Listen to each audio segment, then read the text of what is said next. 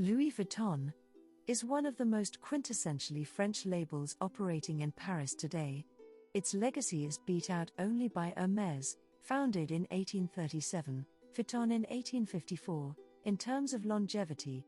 But Monsieur Vuitton made his name as trunk packer to the French empress, at a time when such a position was an absolute necessity.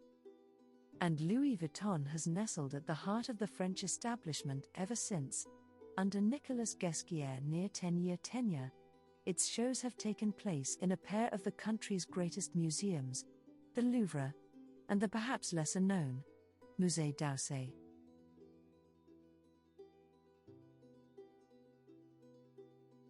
The Louvre is, of course, the big kahuna, its art roaming the globe and the centuries, but the d'Orsay is more fundamentally French, its holdings centered around impressionist and post-impressionist pieces, created while Vuitton was plying his craft too. So it's natural that Ghesquière would unveil his own ode to France and French style in the confines of the latter, its gilded and crystal-swagged ballroom the canvas for an installation by the artist Philippe Perregneau. His works often feature music, and his piece for Vuitton included spiked foam, like an anechoic chamber, and a soundscape of incidental noises that, somehow, messaged Paris. The clacking of heels of pavements, discombobulating as models didn't walk by, the sounds of the Seine, and heartbeats. It was the ebb and flow of Paris, encapsulated. And that was kind of the point of the collection too. Ghesquière recounted that he posed the question, what is French style to his studio, comprised as it is of designers from all around the world. In a sense, then, this collection was a touristic view of France, a multiverse of French riffs and references compressed into a single collection, multifaceted and never expected. Because, really, how would you characterize French style? Would you throw back to Maletot's sweaters and berets, the kind spoofed by Gaultier in the 1980s, embracing and then exploding clichés of Frenchness? Would it be, perhaps, the ineffable chic proposed by Gabrielle Chanel in the 1950s, her narrow jersey suits that, for many, came to represent the absolute pin-neat precision of French style? Or would it, maybe, by Yves Saint Laurent, who dressed that avatar of Gallic elegance, Catherine Deneuve, in silently impeccable clothes for over 40 years? It could be his belle de jour, his smoking, his faultless tailored skirt suits.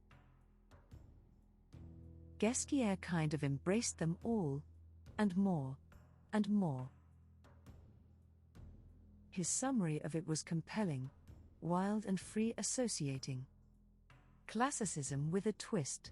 Trompe-l'oeil suiting that's draped as if it were wrapped up. Pearl necklaces as dresses. Coats made with fabrics that look like carbon steel. It is a collection made of faux semblance, or illusions. Of course, there's the idea that French style itself is an illusion. What defines it? Geographic boundaries? And how can you export that? Yet you obviously can, because that is something Vuitton has traded in since its foundation.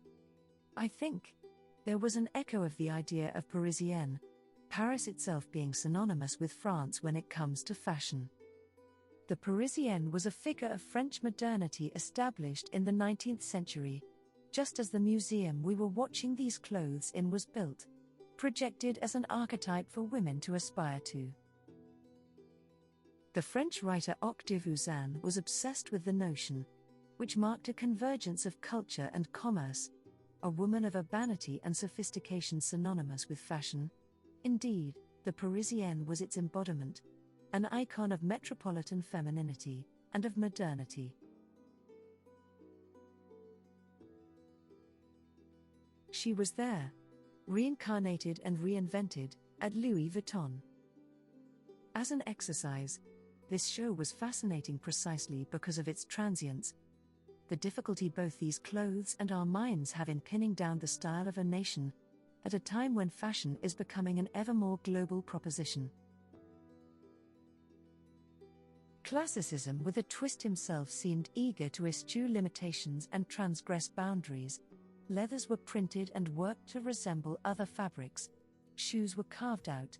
Bodies were pneumatically inflated, altered through the cut and curvilinear form of the clothes around them. In short, nothing was as it seemed, nothing obvious, nothing defined. Which says something about the world today, perhaps.